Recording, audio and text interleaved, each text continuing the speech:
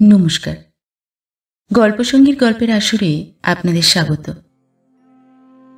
আজ আপনাদের পড়ে শোনাব প্রফুল্ল রায়ের লেখা একটি গল্প, তারা তিনজন।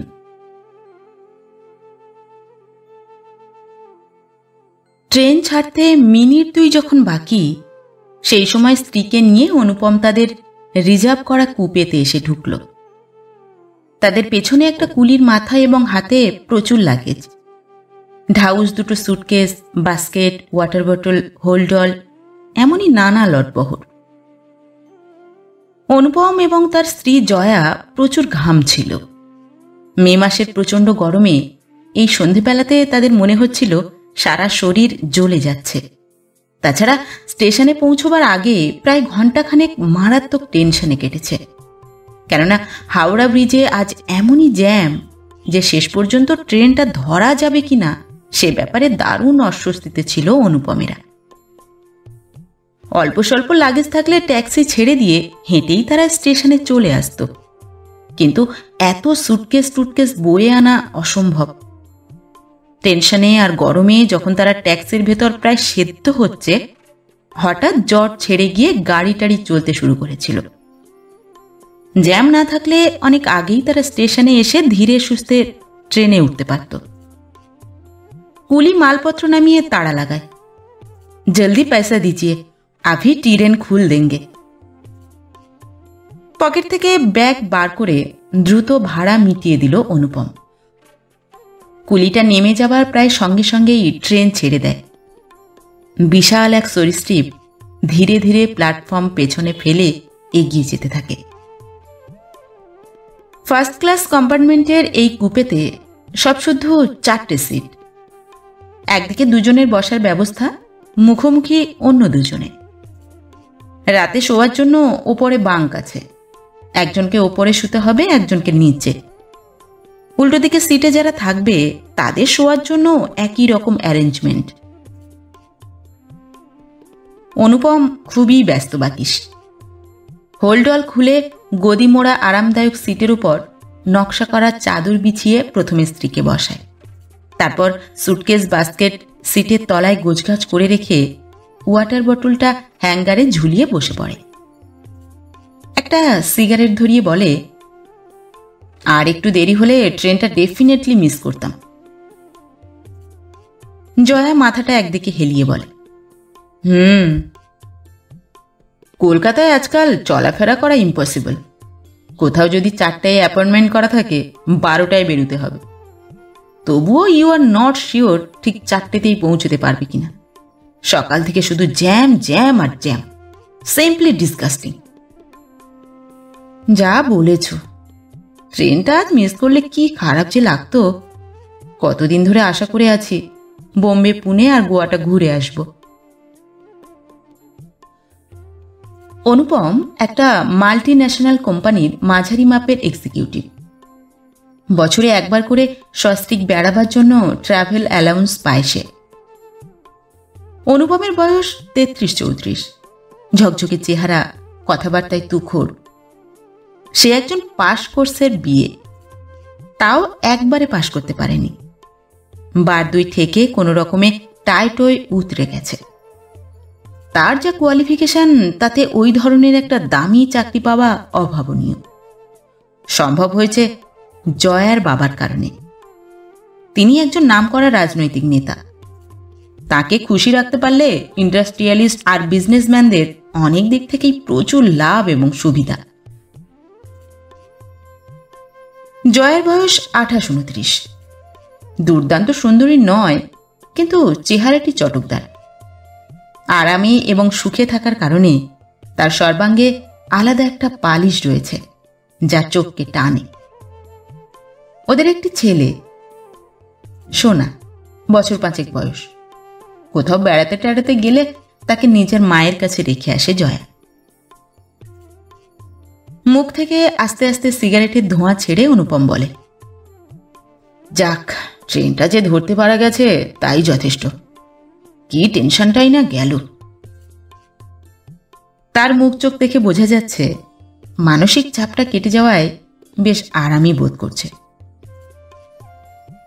জয়া কি একটু ভেবে এবার বলে, আসার সময় সোনাটা বড্ড কান্নাকাটি করছিল, ভীষণ মন খারাপ লাগছে।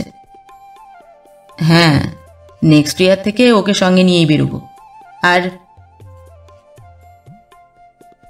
এতক্ষণ তাড়াহুড়োয় এবং মালপত্র গোছগাছ করতে করতে সে লক্ষ্য করেনি উল্টো দিকের সিটে আরও দুজন যাত্রী বসে আছে। তাদের একজন বৃদ্ধ শিখ, চুলদাড়ি ধবধবে, যথেষ্ট বয়স হলেও স্বাস্থ্য বেশ ভালোই। দ্বিতীয় যাত্রীটি মহিলা, বয়স 30-এর নিচে, টান টান সতেজ চেহারা, তাকে তরুণী বলা যায়। চোখে পুরু ফ্রেমের চশমা মেয়েটিকে আলাদা এক ধরনের ব্যক্তিত্ব এবং গাম্ভীর্য এনে দিয়েছে। তার দিকে চোখ পড়তেই থমকে গিয়েছিল অনুপম। মেয়েটি স্থির চোখে প্রায় পলকহীন অনুপমের দিকে তাকিয়ে আছে। খুব সম্ভব জয়াকে নিয়ে অনুপম যখন এই কূপেতে ঢোকে তখন থেকেই ঠিক এভাবে সে তাকে লক্ষ্য করছে। মেয়েটির কোলে খোলা একটা ইংরেজি ম্যাগাজিন। কি ম্যাগাজিন দূর থেকে তা অবশ্য বোঝা যাচ্ছে না। সে সম্বন্ধে আগ্রহও নেই অনুপমের। এই বোম্বে মেলে 10 বছর পর হঠাৎ ভারতীর সঙ্গে দেখা হয়ে যাবে, কে ভাবতে পেরেছিল? ভয়ানক নার্ভাস বোধ করতে থাকে অনুপম। প্রচণ্ড স্নায়বিক চাপে মনে হয় মাথার ভেতরটা চুরমার হয়ে যাচ্ছে। বিনবিন করে ঘাম বেরিয়ে এসে তার জামা ভিজিয়ে দেয়। হাত এত কাঁপছে যে আঙুলের ফাঁক দিয়ে সিগারেট নিচে পড়ে যায়। কূপেতে ঢুকেই যদি ভারতীকে দেখতে পেত, কোনো অছিলা খাড়া করে তক্ষুনি নেমে যেত অনুপম। কিন্তু চলন্ত ট্রেন থেকে এই মুহূর্তে নামার কোনো উপায় নেই। কূপের ভেতর সে যেন একটা মারাত্মক ফাঁদে আটকে গেছে। ভারতী তাকিয়েই আছে। অনুপমের মনে হয় নিষ্ঠুর এক জাদু করি তাকে দ্রুত সম্মোহিত করে একটা অন্ধকার সুড়ঙ্গে টেনে নিয়ে যাচ্ছে, যেখান থেকে বেরুবার কোনো পথ নেই। প্রায় 36 ঘন্টা এক কূপেতে ভারতীর সঙ্গে কাটাতে হবে, এটা ভাবতেই অনুপমের দম বন্ধ হয়ে আসতে থাকে। জয়া সঙ্গে না থাকলে এতটা দুশ্চিন্তা ছিল না। দরকার মতো সে ভারতীর পায়ে ধরে ক্ষমা চেয়ে নিত, কিন্তু জয়ার সামনে তা করা যায় না। অজানা ভীতি এবং শঙ্কা চারিদিক থেকে তাকে ঘিরে ধরতে থাকে। জয়া স্বামীর প্রতিক্রিয়া আবছাভাবে লক্ষ্য করছিল।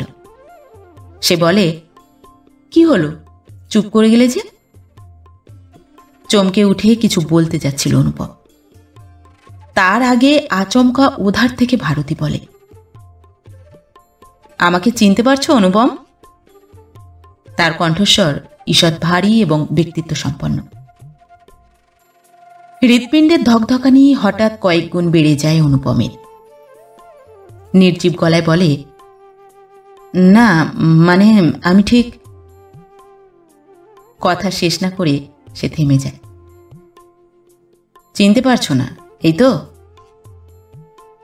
ভারতী অনুপমের দিক থেকে চোখ না সরিয়ে বলতে থাকে, অনেকদিন পর যারা আমাকে দেখেছে তারা বলে আমার চেহারা একটুও বদলায়নি।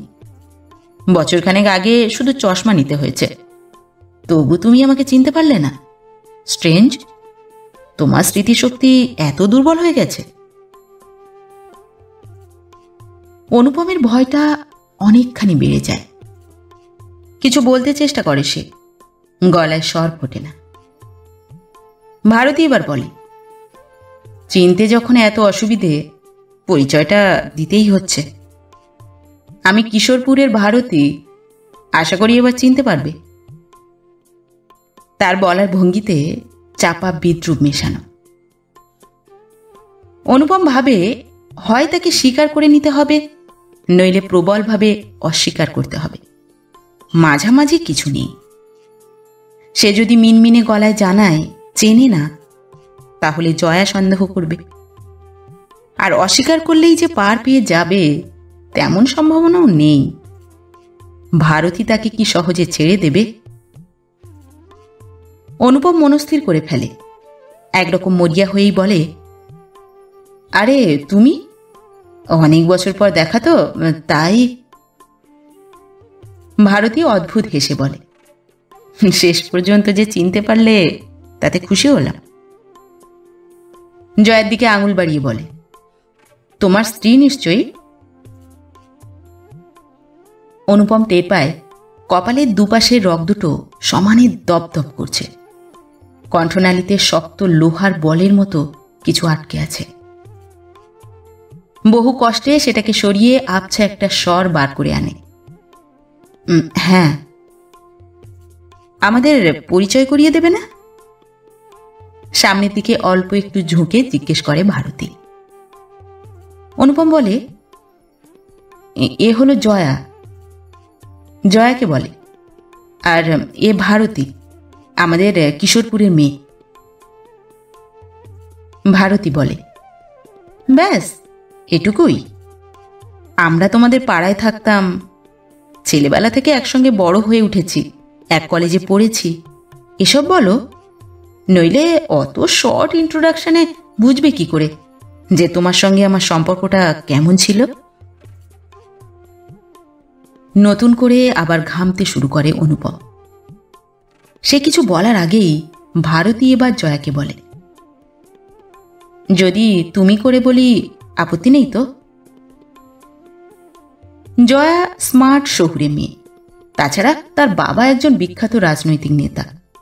এসব সত্ত্বেও তার মধ্যে কোনো রকম কমপ্লেক্স নেই, বরং এক ধরনের সারল্যই রয়েছে। তার কথাবার্তা এবং ব্যবহারে একটা আপন করা ব্যাপার আছে যা মানুষকে সহজেই আকর্ষণ করে। ভারতী সম্পর্কে এই মুহূর্তে তার দারুণ কৌতূহল। বলে, একেবারেই না, আমারও ওইসব আপনি আগে ভালো লাগে না। ভারতী বলে, অনুপম আমার সম্বন্ধে তোমাকে কখনো কিছু বলেনি? জয়া আস্তে মাথা নাড়ে, না। বলেছে, তুমি হয়তো ভুলে গেছ। ভারতী চোখ সামান্য কুঁচকে একটু হাসে। চোখের কোণ দিয়ে স্বামীকে এক পলক দেখে নিয়ে জয়া বলে, আমার স্মৃতিশক্তি অত দুর্বল নয়, ও কিচ্ছু বলেনি, তুমি আমাকে বিশ্বাস করতে পারো। একটু থেমে ফের বলে, ওকেই জিজ্ঞেস করে দেখো না। জিজ্ঞেস করার দরকার নেই, হয়তো। কি? আমার কথা বললে যদি তুমি সন্দেহ করো, তাই বোধহয় বলেনি। ভারতীর বলার মধ্যে আগের সেই গাম্ভীর্য বা বিদ্রুপ নেই, তার বদলে হালকা মজার ভাব ফুটে উঠেছে। জয়া হেসে হেসে বলে, সেই রকমই মনে হচ্ছে। আসলে মেয়েরা ভীষণ সন্দেহপরায়ণ কমিউনিটি তো।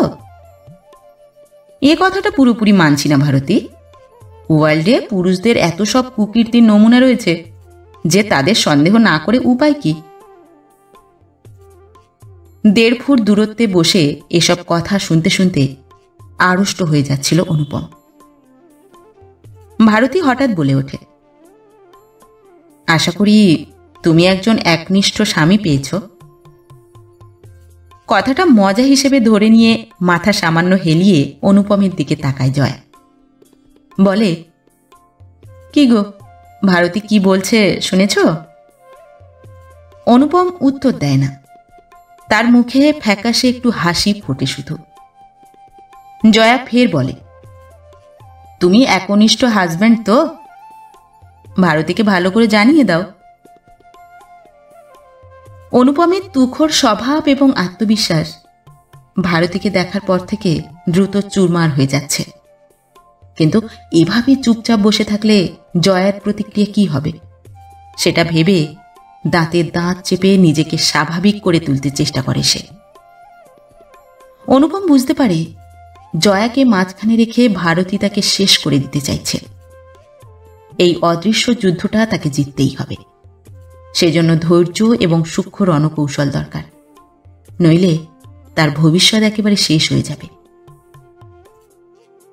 অনুপম কোনো রকমে জয়াকে বলে, স্বামী একনিষ্ঠ কিনা সেটা স্ত্রীরাই শুধু বলতে পারে, এর উত্তর তোমারই দেবার কথা। জয়া ঠোঁট টিপে হাসে, তবে কিছু বলে না। ভারতী অনুপমের উদ্দেশ্যে বলে, কথাবার্তায় স্মার্টনেস তো আগের মতোই রয়েছে দেখছি, তাহলে কাঠ হয়ে এতক্ষণ বসেছিলে কেন? অনুপম তার বুকের ভেতরকার ধুকপুকুনি শুনতে শুনতে বলে, কাঠ হয়ে বসে থাকবো কেন? তোমরা কথা বলছিলে, আমি শুনছিলাম। এদিকে জয়া অধৈর্য হয়ে ওঠে। উত্তর বাংলার এক ছোট মফস্বল শহরে অনুপম আর ভারতী কাছাকাছি থাকত। ছেলেবেলা থেকে দুজনে একসঙ্গে বড় হয়ে উঠেছে, একই কলেজে পড়েছে। এর বেশি আর কিছু জানা যায়নি। ভারতী সম্পর্কে তার কৌতূহল না মেটা পর্যন্ত এক ধরনের অস্থিরতাই বোধ করতে থাকে সে। জয়া বলে, আমার স্বামীর যে এরকম একজন গার্লফ্রেন্ড আছে, আজ দেখা না হলে কোনোদিন জানতেও পারতাম না। সে যাক, তুমি কত দূর যাচ্ছ? বোম্বে। বেড়াতে? না, আমি ওখানেই থাকি, একটা কলেজে পড়াই। মা অসুস্থ, খবর পেয়ে তাকে দেখতে এসেছিলাম। এখন অনেকটা ভালো আছেন, আজ ফিরে যাচ্ছি। মা কার কাছে থাকেন? কখনো আমার কাছে বোম্বেতে, কখনো কলকাতায় ভাইয়ের কাছে। ভাই ব্যাংকের অফিসার। একটা কথা জানার জন্য উসখুস করতে থাকে জয়া। প্রশ্নটা তার মুখে প্রায় এসেও গিয়েছিল, কি ভেবে সামলে নেয়। তার মনোভাব বুঝতে অসুবিধা হয় না ভারতীর। সে বলে, আমি বিয়ে করেছি কিনা জানতে চাইছো তো? জয়া হাসে, বলে, হ্যাঁ। ভারতী কিছুক্ষণ চুপ করে থাকে, তারপর অন্য মনস্কের মতো বলে, কম বয়সে বিয়ে টাইপের একটা ব্যাপার ঘটেছিল, কিন্তু একদিনের মধ্যেই ওটা শেষ হয়ে যায়। এমন একটা উত্তর আশা করেনি জয়া। কিছুক্ষণ বিমূঢ়ের মতো তাকিয়ে থাকে। লক্ষ্য করে ভারতীর মুখ চোখের চেহারা ক্রমশ পাল্টে যাচ্ছে। একসময় বিব্রতভাবে বলে, বুঝতে পারলাম না, বিয়ের মতো ব্যাপার মানে? ও নিয়ে আলোচনা না করাই ভালো। বলতে বলতে ভারতী জানালার বাইরে তাকায়। হাওড়া স্টেশন পিছনে ফেলে বোম্বে মেল অনেক দূর চলে এসেছে। দুধারে ঝাপসা অন্ধকারে ফাঁকা মাঠ, টেলিগ্রাফের অস্পষ্ট পোস্ট, দূরে দূরে আলোর কয়েকটা বিন্দু ছাড়া আর কিছুই চোখে পড়ে না। জয়া কি বলবে ভেবে পায় না। সে চুপচাপ বসে থাকে। কিছুক্ষণ পর বাইরে থেকে মুখ ফিরিয়ে ভারতী বলে, সেই বিয়ে বিয়ে খেলাটার পর রিসেন্টলি একটা ব্যাপার ঘটেছে। বোম্বেতে যে কলেজটায় পড়াই, সেখানে মেয়ে স্টুডেন্টদের জন্য হোস্টেল আছে। আমি সেখানে থাকি। আর আর কি? আমার এক পুরুষ কলিগ আমার সম্বন্ধে একটু বেশি মাত্রায় ইন্টারেস্টেড হয়ে পড়েছে। কলিগটি কি বাঙালি? না, মারাঠি ব্রাহ্মণ। কি বলছেন ভদ্রলোক? উনি আর কি বলবেন, তার একটাই কথা, আমি রাজি হলে বিশুদ্ধ হিন্দু মতে কিংবা রেজিস্ট্রি করে শুভ কাজটা সেরে ফেলতে চান। কেউ যেন জয়ার ভেতরকার মেয়েলি কৌতূহলকে উস্কে দেয়। সে বলে, মানুষটি কেমন? ভালো, ভদ্র, ডিসেন্ট। তার বিরুদ্ধে বলার মতো কিছু নেই। ফ্যামিলি? চমৎকার। ওর বাবা হাইকোর্টের জজ, দাদারা ভেরি ওয়েল প্লেসড। বোনেদের বিয়ে হয়ে গেছে, তারা খুবই শিক্ষিত। কেউ অধ্যাপিকা, কেউ বড় অফিসার, কেউ আর্কিটেক্ট। তবে রাজি হচ্ছ না কেন? এই বেশ আছি, একা থাকতে থাকতে অভ্যেস হয়ে গেছে। নতুন করে প্রবলেম জুটিয়ে কি লাভ? জয়া এবং ভারতী দুজনে প্রায় সমবয়সী, কিন্তু বিয়ে হয়ে গেছে এমন মেয়েদের বয়স হঠাৎ যেন বেড়ে যায়। অভিজ্ঞ বয়স্ক মহিলাদের মতো ভারী কি চালে জয়া ভারতীকে একটি জরুরি পরামর্শ দেয়।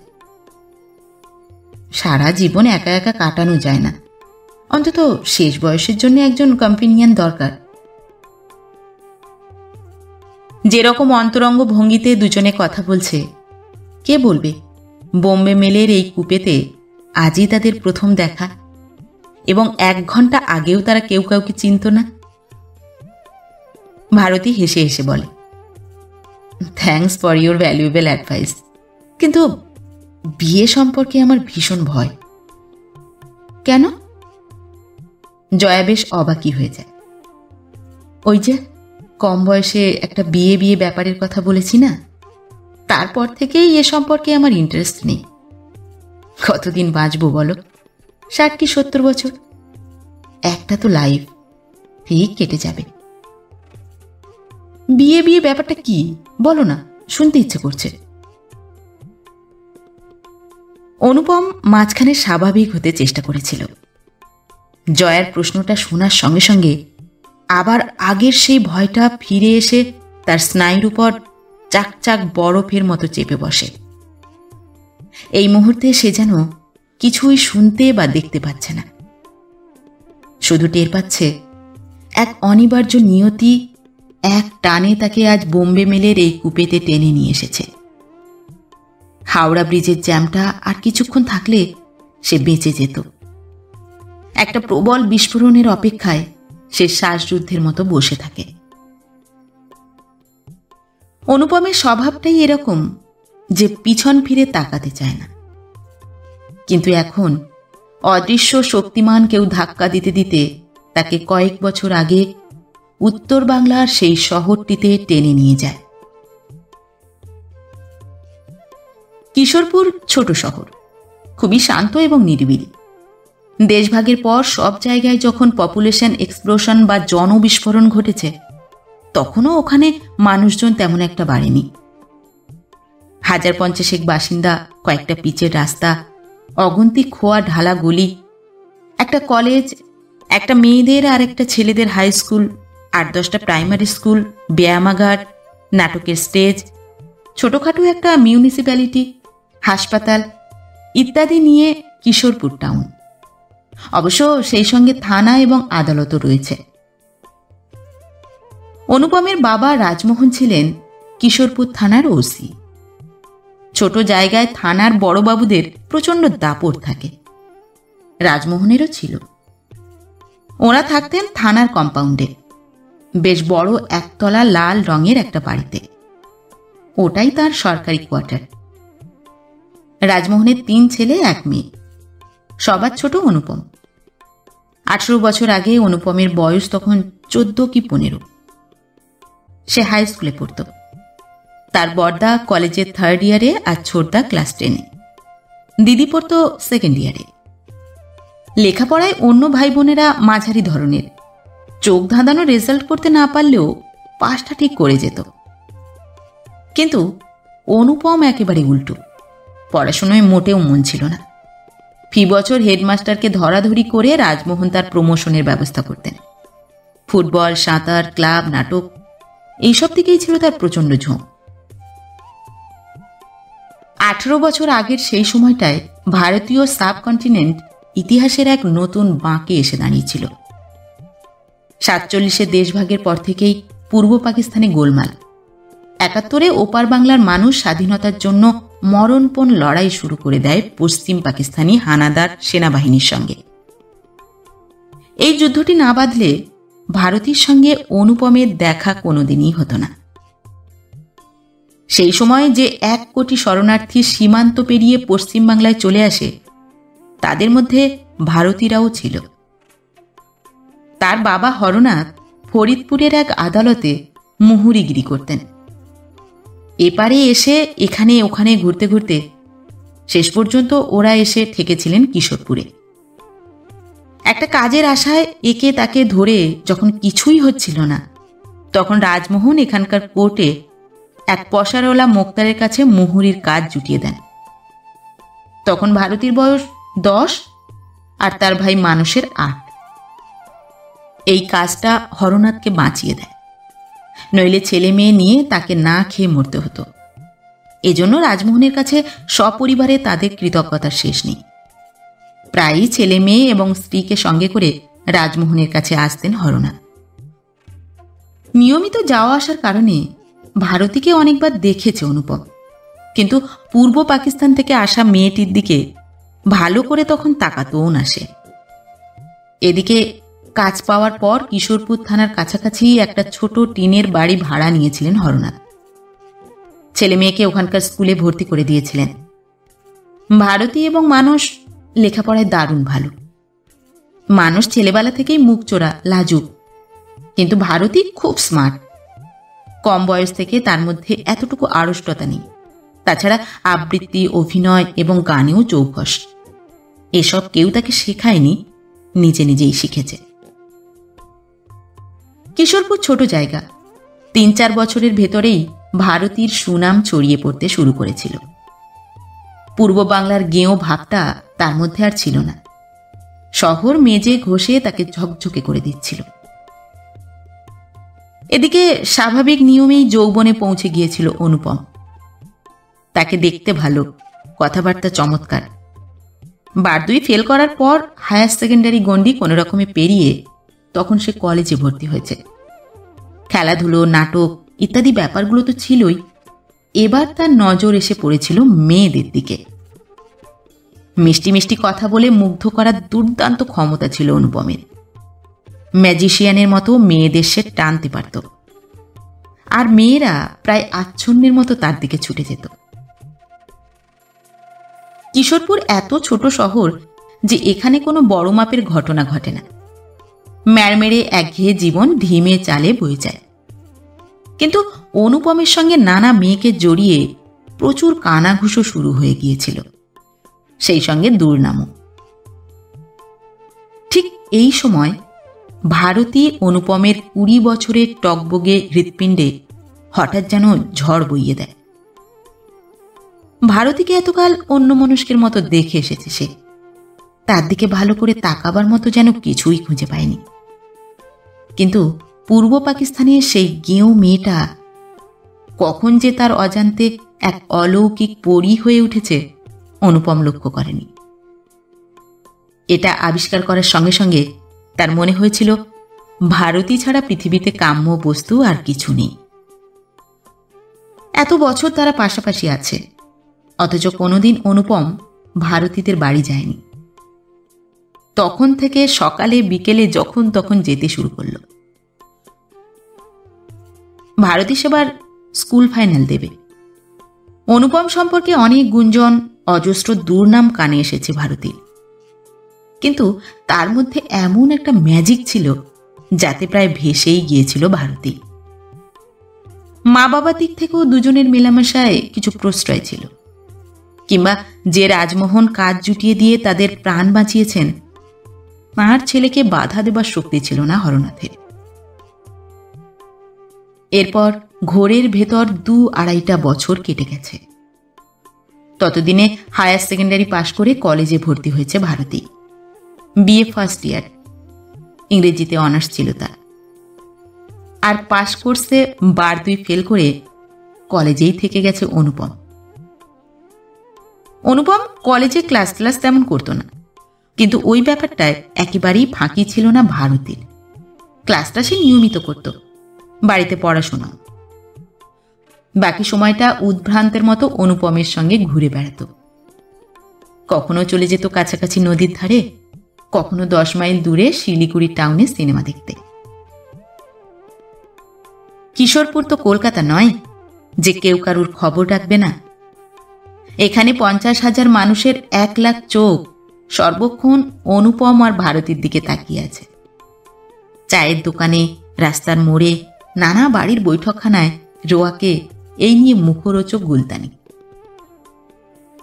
শেষ পর্যন্ত ব্যাপারটা এমন বাড়াবাড়ি পর্যায়ে পৌঁছে গেল যে একদিন অনেক রাতে সমস্ত শহর ঘুমিয়ে পড়লে রাজমোহন ভারতীদের বাড়ি আসেন এবং হরনাথকে জানিয়ে দিয়ে যান তিনি হরনাথের শুভাকাঙ্ক্ষী ঠিকই, তাই বলে একটি মুহুরীর মেয়েকে পুত্রবধূ করে ঘরে তুলবেন এটা কখনোই হতে পারে না। ভারতীকে যেন সামলাতে চেষ্টা করেন হরনাথ। রাজমোহন বুঝিয়ে দিয়ে গিয়েছিলেন তারা সামাজিক দিক থেকে আলাদা স্তরের মানুষ। তিনি উঁচু লেভেলে দাঁড়িয়ে হরনাথদের করুণা করতে পারেন, কিন্তু কোনোভাবেই তাদের নিজের লেভেলে তুলে আনবেন না। রাজমোহন চলে যাবার পর মেয়েকে অনেক বুঝিয়েছেন হরনাথ, কিন্তু ভারতী তখন এতই আচ্ছন্ন যে বাবার কথা তার কানে ঢোকেনি। এরপর আরো 2-3 বার এসেছেন রাজমোহন। কড়া ভঙ্গিতে জানিয়ে দিয়েছেন ভারতী যা করে চলেছে তার পরিণাম ভালো হবে না। কিন্তু ভারতীকে নতুন করে বুঝিয়ে এবং রাগারাগি করেও কিছু হয়নি। প্রথম প্রথম রাজমোহন হরনাথের সঙ্গেই কথা বলে যেতেন। প্রচণ্ড দাপট সত্ত্বেও শালীনতা বোধ ছিল তা। তিনি হরনাথের ক্ষতি করতে চাননি। যা অভিযোগ হরনাথকেই জানিয়ে যাচ্ছিলেন। শেষ পর্যন্ত একদিন এসে সোজাসুজি ভারতীকে শাসিয়েছিলেন, সে যদি অনুপমের সঙ্গে মেলামেশা বন্ধ না করে এ শহর থেকে তাদের চলে যেতে বাধ্য করা হবে। পরের দিন অনুপমকে তার বাবার শাসানির কথা জানাতেই সে বলেছিল, ভেবো না, কালকের মধ্যে এমন একটা ব্যাপার করব যে বাবা আর কোনোদিন তোমাদের শাসাতে যাবে না। ভয়ে ভয়ে ভারতী জিজ্ঞেস করেছিল, কি করতে চাইছ? কাল জানতে পারবে। পরদিন এমন এক কাণ্ড অনুপম করেছিল তা যেমন দুঃসাহসিক তেমনই বিপজ্জনক। ভারতীকে নিয়ে সোজা শিলিগুড়ির এক কালী মন্দিরে চলে গিয়েছিল সে। সেখানে তার কপালে এবং সিঁথিতে সিঁদুর দিয়ে বলেছিল, মা কালী উইটনেস রইল, এখন থেকে আমরা হাজব্যান্ড ওয়াইফ।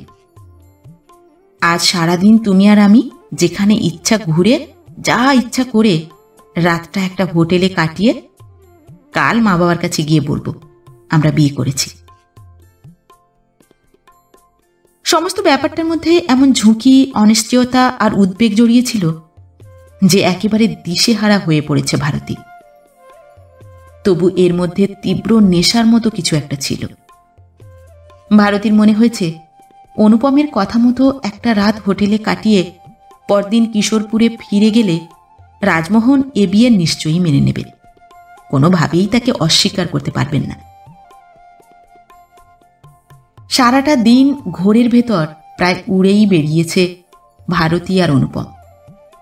তারপর সন্ধেবেলায় এক হোটেলে সবে তারা পা দিয়েছে, চোখে পড়েছিল কয়েকজন আর্মড কনস্টেবল নিয়ে বসে আছেন রাজমোহন।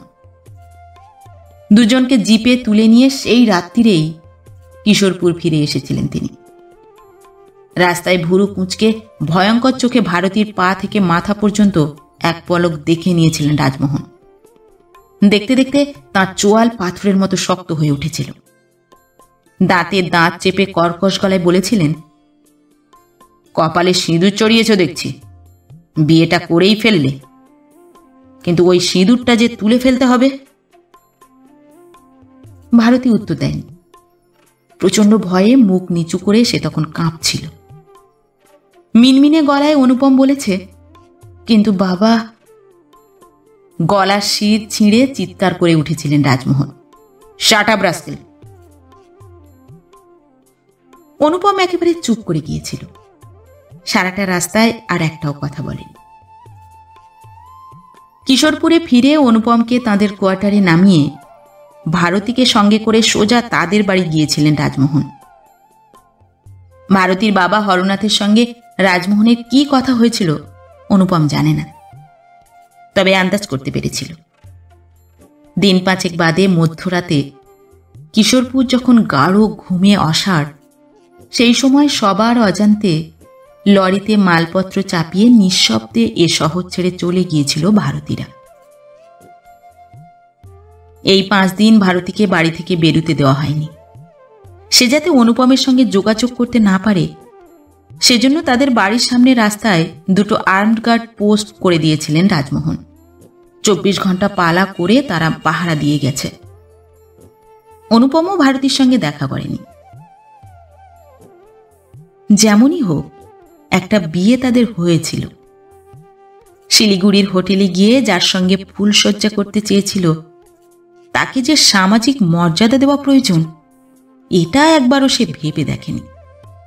তেমন সাহস বা দৃঢ়তা কোনোটাই তার ছিল না। ভারতীর জন্য 2-1 দিন অনুপমের মন খারাপ হয়ে থাকবে, তারপরই তার চিন্তা মাথা থেকে বার করে দিয়েছিল। আসলে অনুপমের স্বভাবটাই ছিল জঘন্য। অল্প বয়স থেকে সে মেয়েদের নিয়ে খেলে এসেছে। মেয়েদের বিশ্বাস এবং সারল্যের সুযোগ নিয়ে সে তাদের ক্ষতিই করে গেছে। কিশোরপুর থেকে ভারতীরা চলে যাওয়ার পর তাদের খবর রাখত না অনুপম। ভারতী সম্পর্কে তার বিন্দুমাত্র আগ্রহ অবশিষ্ট ছিল না। তবে কার কাছে যেন শুনেছিল ভারতীরা কিশোরপুর থেকে সোজা কলকাতায় গেছে এবং সেখানে যাবার মাস 6 পর হরনাথের মৃত্যু হয়েছে। বছর 3 বাদে রাজমোহন ট্রান্সফার নিয়ে কিশোরপুরের পালা চুকিয়ে কলকাতায় চলে এসেছিলেন। এখানে আসার পর ইচ্ছা করলে ভারতীদের খুঁজে বার করতে পারত অনুপম, কিন্তু ভারতীর কথা তার মনেই পড়েনি। কলকাতায় এসে বিয়েটা কোনো রকমে পাশ করতে না করতেই জয়ার সঙ্গে তার আলাপ। চুটিয়ে কিছুদিন প্রেম, তারপর বিয়ে এবং জয়ার পলিটিক্যাল লিডার বাবার দৌলতে মাল্টিন্যাশনাল কোম্পানিতে দামি চাকরি, সুখী ফ্যামিলি লাইফ, ছেলের জন্ম, চমৎকার ফ্ল্যাট ইত্যাদি। রবার দিয়ে পেন্সিলের দাগ তুলে দেবার মতো ভারতীকে স্মৃতির ভেতর থেকে মুছে দিয়েছিল অনুপম। কিন্তু কে জানত এতকাল বাদে বোম্বে মেলের এই কুপেতে তার সঙ্গে আবার দেখা হয়ে যাবে। বাবার মৃত্যুর পর কিভাবে ভারতীদের দিন কেটেছে মোটামুটি আন্দাজ করতে পারে অনুপম। নিশ্চয়ই প্রচণ্ড ঝড় ঝাপটা গেছে তাদের উপর দিয়ে। ভারতী ছেলেবেলা থেকেই লেখাপড়ায় ভালো, স্কুলে পড়ার সময় থেকেই দুর্দান্ত রেজাল্ট করে এসেছে। বোঝা যায় প্রচুর কষ্ট করে সে লেখাপড়া চালিয়ে গেছে। প্রফেসর যখন, এমএটা অন্তত পাশ করতে হয়েছে। ভাই ব্যাংক অফিসার, তাকেও সে দাঁড় করিয়েছে। এসবই অনুপমের অনুমান হলেও এটাই স্বাভাবিক। তার ধারণা জিজ্ঞেস করলে ভারতীর কাছ থেকে এ জাতীয় উত্তরই পাওয়া যাবে, কিন্তু নিজের থেকে কোনো প্রশ্ন করতে তার সাহস হয় না।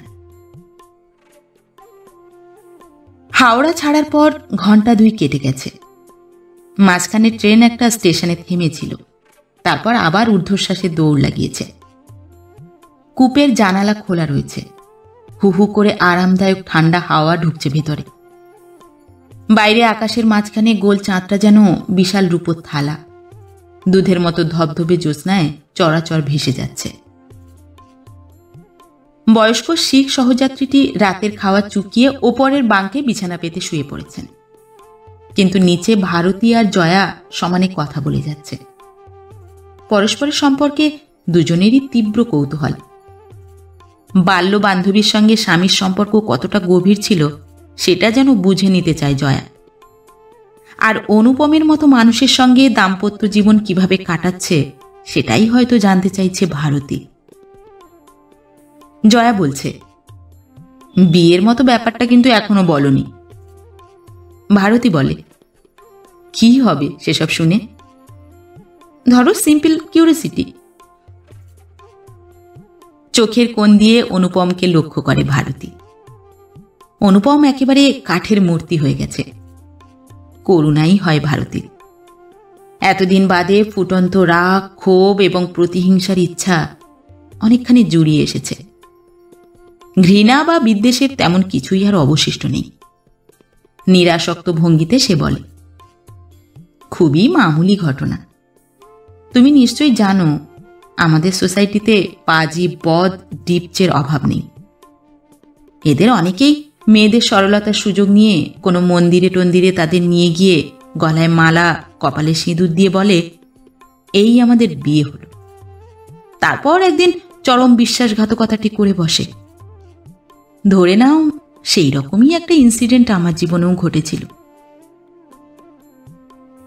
সামনের দিকে ঝুঁকে জয়া জিজ্ঞেস করে, ছেলেটা কে? হঠাৎ একটু মজা করার ইচ্ছা হয় ভারতীর। সে স্থির চোখে জয়ার দিকে তাকিয়ে বলে, ওটা জানতেই হবে? বলোই না। ভারতী ঠোঁট টিপে কিছু ভেবে নেয়, তারপর বলে, ঠিক আছে বলবো, তবে এখন নয়, 1.5 দিনের মতো তো একসঙ্গে থাকছি, নামার সময় জানিয়ে দেব। অনুপমের দিকে না তাকিয়েও ভারতী টের পায় তার হৃৎপিণ্ড জমাট বেঁধে গেছে। একটু চুপচাপ। তারপর ভারতী ফের শুরু করে, বোম্বেতে নিশ্চয়ই তোমরা 2-4 দিন থাকছ? জয়া বলে, সেই রকমই ইচ্ছে। তাহলে আমার হোস্টেলে একদিন এসো। জয়া উত্তর দিতে যাচ্ছিল, তার আগেই শশব্যস্তে অনুপম বলে ওঠে, না না, আমরা বোম্বেতে নেমেই গোয়া চলে যাব, ফেরার পথে হয়তো 1-8 দিন থাকতে পারি। অনুপমের মনোভাব বুঝতে অসুবিধা হয় না ভারতীর। কোনো রকমে এই কূপের ভেতর চোখ কান বুঝে 36টা ঘন্টা কাটিয়ে দিতে পারলে সে বেঁচে যায়। বোম্বেতে নামার পর ভারতীর ধারে কাছে ঘেঁষার ইচ্ছা নেই। জীবনে তার সঙ্গে আবার দেখা হোক, এটা আদপেই চায় না অনুপম। ভারতীর চোখ সামান্য ছোট করে অনুপমকে দেখতে থাকে। একটা ফাঁদে পড়া ভীরু সন্ত্রস্ত জন্তুর মতো মনে হচ্ছে তাকে। এদিকে জয়া বেশ অবাক হয়েই অনুপমের দিকে মুখ ফেরায়, বলে, সে কি, আমরা তো প্রোগ্রাম করেছিলাম আগে বোম্বে দেখে তারপর গোয়া যাব। অনুপম ক্ষীণ গলায় বলে, ভেবে দেখলাম আগে গোয়ায় চলে যাওয়াই ভালো। তার ইচ্ছা গোয়ায় একবার যেতে পারলে ওখান থেকে আর বোম্বে ফিরবে না, কোনো এক অছিলায় ত্রিবান্দ্রম কি ব্যাঙ্গালোরে চলে যাবে, সেখান থেকে কলকাতা। ভারতী তক্ষুনি সায় দিয়ে বলে, সেটা মন্দ না, আগে গোয়া টোয়া দেখে বোম্বে হয়ে কলকাতায় ফিরতে পারো, বোম্বেতে এসে কিন্তু আমার সঙ্গে দেখা করবে। বলল বটে, তবু নিশ্চিতভাবেই সে জানে এই ট্রেন থেকে নেমে একবার চোখের আড়ালে যেতে পারলে জীবনে আর কখনো অনুপমের সঙ্গে দেখা হবে না। শ্বাস টানার মতো আওয়াজ করে অনুপম বলে, হ্যাঁ হ্যাঁ নিশ্চয়ই। ভারতী আর কিছু বলে না। তার ঠোঁটে এবং চোখের কোণে আধফোঁটা একটু হাসি দেখা দিয়েই দ্রুত মিলিয়ে যায়। আরো খানিকক্ষণ বাদে ওরা রাতের খাওয়া সেরে নেয়। ভারতী এবং জয়রা টিফিন ক্যারিয়ারে নিজেদের খাবার নিয়ে এসেছিল। ভারতী নেবে না, জয়া একরকম জোর করেই তার প্লেটে একটা বড় সন্দেশ আর মুগের লাড্ডু তুলে দেয়। ভারতীও ওদের দেয় মাছের চপ। খাওয়ার পর শোয়ার পালা। নিচে 2টো বার্থে বিছানা পেতে শুয়ে পড়ে ভারতী এবং জয়া। জয়ার উপরের বার্থে অনুপম। জয়া ভীষণ ঘুম কাতুরে, কিন্তু আজ তার কিছু হয়ে থাকবে। সে জেগেই থাকে এবং ভারতীর সঙ্গে এলোমেলো গল্প করে যায়। ওপরের বার্থে কাত হয়ে দম বন্ধ করে পলকহীন ভারতীর দিকে তাকিয়ে থাকে অনুপম। কখন কোন কথায় ভারতী বিস্ফোরণ ঘটিয়ে দেবে কে জানে। ভারতীরা অনেক গল্প করে, কিন্তু 10 বছর আগে সেই বিয়ের প্রসঙ্গটা আর ওঠে না। একসময় কথা বলতে বলতে নিচের বার্থে ওরা দুজনেই ঘুমিয়ে পড়ে, কিন্তু চোখ টান করে তারপরও অনেকক্ষণ জেগে থাকে অনুপম। একটা রাত কেটে যায়, এখনো পুরো 24টা ঘন্টা রয়েছে। সকালে ঘুম ভাঙার পর উপরের বার্থ থেকে নিচে নামতে নামতে অনুপম সারাদিনের কর্মসূচি ঠিক করে নেয়। যতক্ষণ ট্রেনে থাকবে তাকে চোখ কান খোলা রাখতে হবে। সব রকম সতর্কতা সত্ত্বেও বিপর্যয় ঠেকানো যাবে কিনা এমন ভবিষ্যৎবাণী করা খুবই কঠিন। রাতে যতক্ষণ অনুপম ঘুমিয়েছিল মোটামুটি কেটে গেছে, কিন্তু আজ সকাল থেকে টের পায় স্নায়ুর উপর প্রচণ্ড চাপ পড়ছে। সে জানে এই চাপটা কাল ভোরের দাদার স্টেশন না নামা পর্যন্ত থেকেই যাবে। ভারতী এবং জয়াও সবে ঘুম থেকে উঠেছে। মুখোমুখি বসে তারা কথা বলছিল। অনুপম নিচে নামতেই ভারতী বলে, গুড মর্নিং। অনুপম গুড মর্নিং বলে জয়ার পাশে বসে। ভারতী জিজ্ঞেস করে, কাল ঘুম কেমন হলো? প্রশ্নটার ভেতর কোনো সূক্ষ্ম ইঙ্গিত রয়েছে কি? একটু চমকে ওঠে অনুপম। স্মার্ট হওয়ার ভঙ্গি করে বলে, ফাইন ঘুমিয়েছি। বলেই জয়ার দিকে ফেরে। বাসি মুখে বসে আছো, যাও মুখ ধুয়ে এসো। হ্যাঁ হ্যাঁ যাচ্ছি। ব্যাগ থেকে অনুপমের এবং নিজের ব্রাশ, পেস্ট, তোয়ালে ইত্যাদি বার করে জয়া। ব্রাশে পেস্ট লাগিয়ে এক হাতে তোয়ালে, ইস্ত্রি করা শাড়ি, জামা টামা ঝুলিয়ে কূপে থেকে বেরিয়ে যায় সে। এক মুহূর্ত দেরি করে না অনুপম। ক্ষিপ্র হাতে নিজের ব্রাশে পেস্ট লাগিয়ে তোয়ালে, পায়জামা টায়জামা নিয়ে প্রায় ঊর্ধ্বশ্বাসে কূপের বাইরে চলে যায়। এই কম্পার্টমেন্টে দুই মাথায় দুটো টয়লেট ছাড়াও রয়েছে মুখ ধোয়ার আলাদা বেসিন। জয়া গেছে ডান দিকে টয়লেটে, অনুপম যায় বাঁ দিকে। তার আর কিছু ছিল না, ধীরে সুস্থে টয়লেটে যেতে পারত অনুপম, কিন্তু একা ভারতীর সামনে থাকতে চায় না সে। তার পক্ষে সেটা খুবই অস্বস্তিকর এবং বিপজ্জনকও।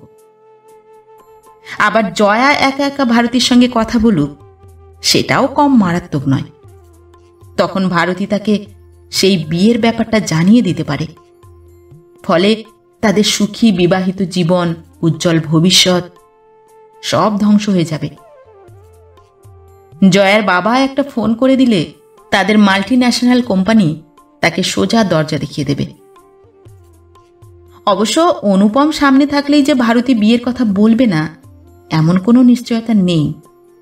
তবু ভারতীর কাছে দুজনের, অর্থাৎ তার এবং জয়ার একসঙ্গে থাকাটা কম বিপজ্জনক মনে হয় তার, যদিও এর কোনো সঙ্গত কারণ নেই। অনুপমের তাড়াহুড়ো দেখে নিঃশব্দে হাসে ভারতী। তার মনোভাব টের পেতে অসুবিধা হয়নি ভারতীর। কোনো রকমে মুখটুক ধুয়ে রাতের বাসি পোশাক পাল্টে জয়ার টয়লেটের কাছে এসে দাঁড়িয়ে থাকে অনুপম। বেশ কিছুক্ষণ বাদে জয়া বেরুলে তাকে সঙ্গে করে কূপেতে ফিরে আসে। অনুপমের এ জাতীয় আচরণের জন্য অবাকই হয় জয়া, তবে কোনো প্রশ্ন করে না। এরপর জয়া কোনো কারণে বাইরে বেরুলে অনুপমও বেরিয়ে পড়ে। বড় স্টেশনে বোম্বে মেল দাঁড়ালে জয়াকে নিয়ে খানিকক্ষণ প্ল্যাটফর্মে ঘুরে আসে। এর ফাঁকে ফাঁকে ভারতীর সঙ্গে গল্প করতে করতে ব্রেকফাস্ট, লাঞ্চ এবং ডিনার। গল্পটা অবশ্য জয়া আর ভারতীই করে যায়, আর তীব্র উৎকণ্ঠা নিয়ে রুদ্ধশ্বাসে শুনে যায় অনুপম। কচিত কখনো দুই একটি কথা বলে। এভাবেই একটা আস্ত দিন এবং গোটা একটি রাত কেটে যায়। পরদিন ভোরে দাদার স্টেশনের ট্রেন থামলে তিনজনই নেমে পড়ে। অনুপম ঠিক করে রেখেছে একবেলার জন্য একটা হোটেলে উঠে গোয়া যাওয়ার ব্যবস্থা করে ফেলবে। জয়া সেই কথাটা ভোলেনি। সে বলে, কার সঙ্গে তোমার বিয়ের খেলাটা হয়েছিল বলনি কিন্তু।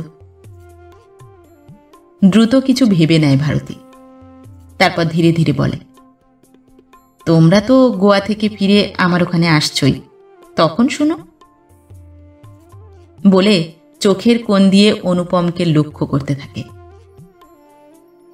অনুপম সাঁতার না জানা মানুষের মতো অগাধ জলে ডুবে যাচ্ছিল যেন। তার শ্বাসক্রিয়া বন্ধ হয়ে গিয়েছিল। এবার আস্তে আস্তে বুকের আবদ্ধ বাতাস বেরিয়ে আসতে থাকে। একটু পর দুই কুলির মাথায় তিনজনের মালপত্র চাপিয়ে ওরা স্টেশনের বাইরে ট্যাক্সি স্ট্যান্ডের কাছে চলে আসে। ভারতীয় এখান থেকে ট্যাক্সি ধরবে। কুলি এবং জয়াকে অপেক্ষা করতে বলে ট্যাক্সি ধরতে ছোটে অনুপম। ভারতী জয়াকে বলে, তুমি আমার কুলিটাকে একটু দেখো, আমারও একটা ট্যাক্সি দরকার। লাইন দিয়ে এখানে ট্যাক্সি ধরতে হয়। স্ট্যান্ডে এসে অনুপমের পাশে দাঁড়ায় ভারতী। অনুপমের শিরদাঁড়া বেঁকে দুমড়ে যায় যেন। নিচু গলায় প্রায় হাত জোড় করে বলে, আমাকে ক্ষমা করো। একটু থেমে বলে, ইচ্ছা করলে আমার জীবন নষ্ট করে দিতে পারতে, করনি। তোমাকে কি বলে যে কৃতজ্ঞতা জানাই। হাত তুলে অনুপমকে থামিয়ে দেয় ভারতী। কৃতজ্ঞতার দরকার নেই। তোমাকে শেষ করে দেবার মতো অস্ত্রটা আমার হাতে থেকেই গেল, কিন্তু ওটা কাজে লাগাতে হলে তোমার স্তরে নামতে হয়। এত নিচে নামার মতো রুচি আমার নেই। তোমার সঙ্গে আর দেখা না হওয়াই ভালো।